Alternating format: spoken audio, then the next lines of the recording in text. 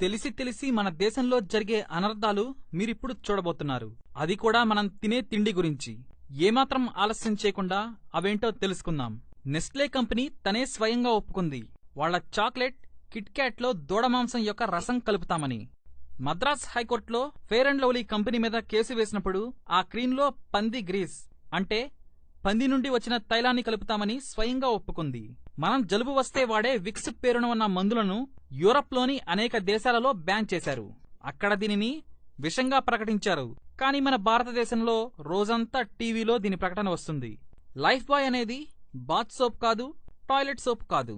ఇది జంతువులకు స్నానం చేయించే కార్బోలిక్ సోప్. యూరప్ లో లైఫ్ బాయ్ తో కుక్కల స్నానం చేస్తాయి. కానీ భారతదేశంలో 10 కోట్ల జనాభా దీనితో రుద్ది స్నానం చేస్తారు. కోక్, పెప్సీ నిజంగా టాయిలెట్ క్లీనర్స్ అని ఎప్పుడో నిరూపితమైంది. ఇందులో 21 రకాల వేరువేరు విష పదార్థాలున్నాయి. ఇంకో విశేషం ఏమిటంటే మన శాసనసభ క్యాంటీన్లో కోక్, పెప్సీ అమ్మకాలను బ్యాన్ చేశారు. కానీ దేశం నలుమూలలా దీన్ని అమ్ముతున్నారు. ఇక హెల్త్ టానిక్ అని పేరు చెప్పి అమ్ముతున్న విదేశీ కంపెనీలు బూస్ట్, కాంప్లాన్, హార్లిక్స్, మాల్టోవా, ప్రోట్నిక్స్. వీటన్నిటినీ ఢిల్లీలోని ఆల్ ఇండియా ఇన్స్టిట్యూట్ అంటే భారతదేశంలోనే అన్నిటికన్నా పెద్ద ల్యాబ్. ఈ ల్యాబ్లో పరీక్షించగా తేలిందేంటంటే కేవలం వేరుశెనగ పిప్పి నుంచి తయారవుతుందని. అంటే వేరుశెనగ నుంచి నూనె తీయగా దాని వేస్ట్ మిగులుతుంది. దానిని గ్రామాలలో పశువులు తింటాయి.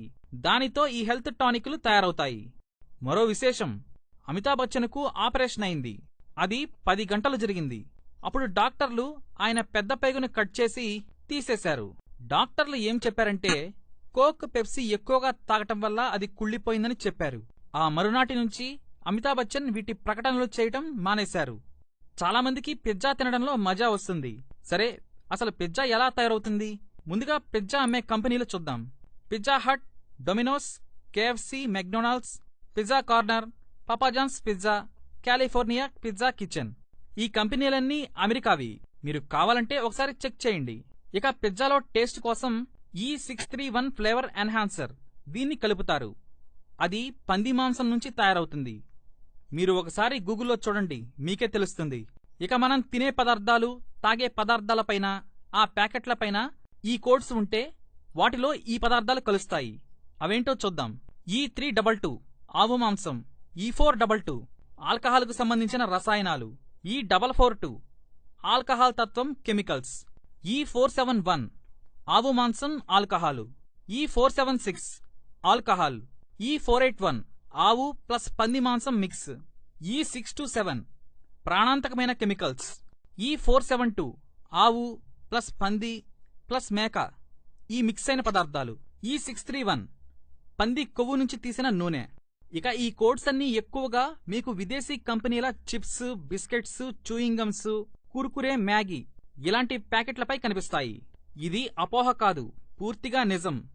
అయినా నమ్మకం లేకపోతే ఒకసారి గూగుల్లో క్లియర్గా సెర్చ్ చేసి చూడండి, మీకే అర్థమవుతుంది.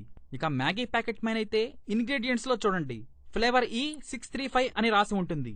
అంతేకాదు, మీరు కావాలంటే ఇప్పుడు మీరు చూస్తున్న నంబర్లన్నీ గూగుల్లో చెక్ చేసి చూడండి. ఇవేంటో తెలిస్తే దిమ్మ తిరగటం ఖాయం.